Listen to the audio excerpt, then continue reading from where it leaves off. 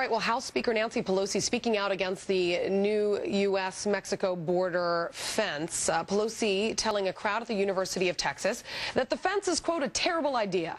Instead, the House Speaker touting her own legislation known as the DREAM Act. The proposed bill would then give college tuition breaks to illegal immigrants. Is this forward-thinking or all wrong on illegal immigration? Well, let's ask our guests now. Joining us now from Austin is Texas Congressman John Carter, and from Fort Worth, Professor Juan Hernandez, founding director of U.S.-Mexico Studies at the University of Texas. Thank you both for talking to me.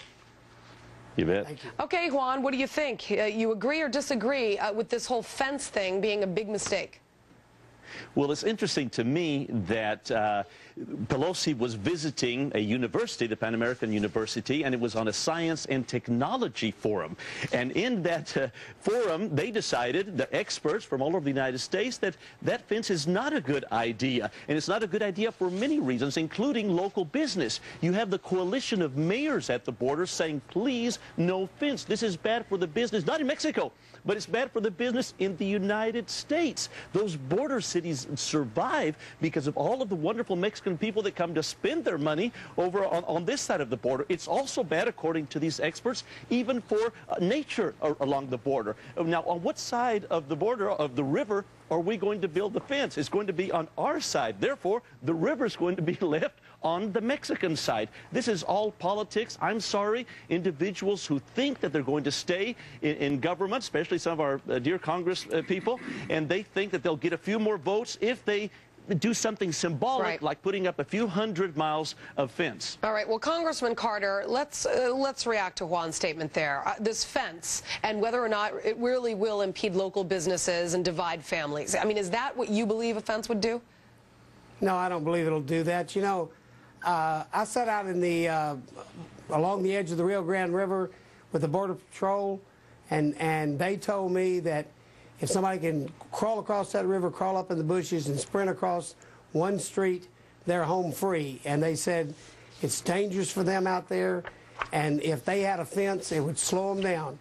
And that's what we're trying to do in the populated areas where there's just that kind of thing, a quick sprint to safety for illegals coming across the border. Let's put up a fence and stop them. It's not going to stop commerce. The bridges are still open. It's not the folks that come across the river wading or swimming that are spending their money in those border towns. It's the people coming across the bridges.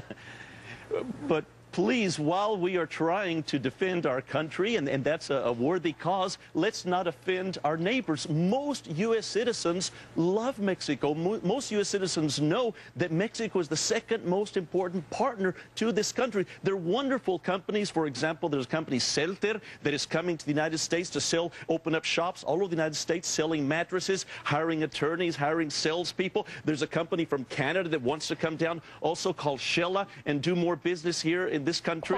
And what are we telling our neighbors? Wait, Juan, would the DREAM Act make it easier? Let me talk about illegals and college benefits, and whether the DREAM Act would make it easier for illegals to get college benefits.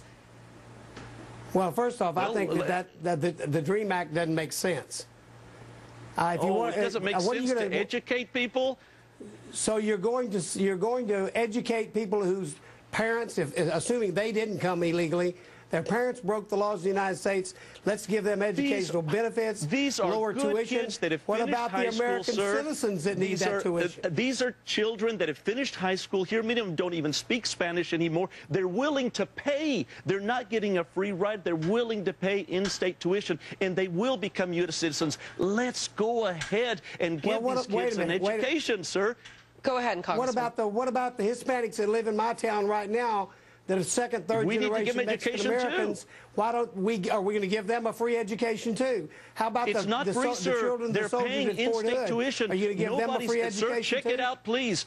Please check it out. It's not just Mexicans. I mean, it's not for free. But it's not just Mexicans. It's illegals from any place. I mean, really, if you think about it, if you start educating illegals from Mexico, then are we going to start educating illegals from every other country? And why is it America's responsibility to educate the entire world? These are wonderful, undocumented people who were brought here, yes, by their parents. They will become U.S. citizens. They want to go to college. I mean, this is wonderful that they want to go to college, and they're willing to pay for it. Please, it's not a free ride. Let's do the right thing. Congressman, last word, then we have to go. We have wonderful soldiers that are fighting for our country. Yes, we do, and a huge percentage of them are Hispanic. It's up to the states whether or not they get a reduced tuition. It's not up to the federal government. All right, Juan Hernandez. Doing the right thing, I'm sure. Congressman John Carter, thank you very much for a lively debate there.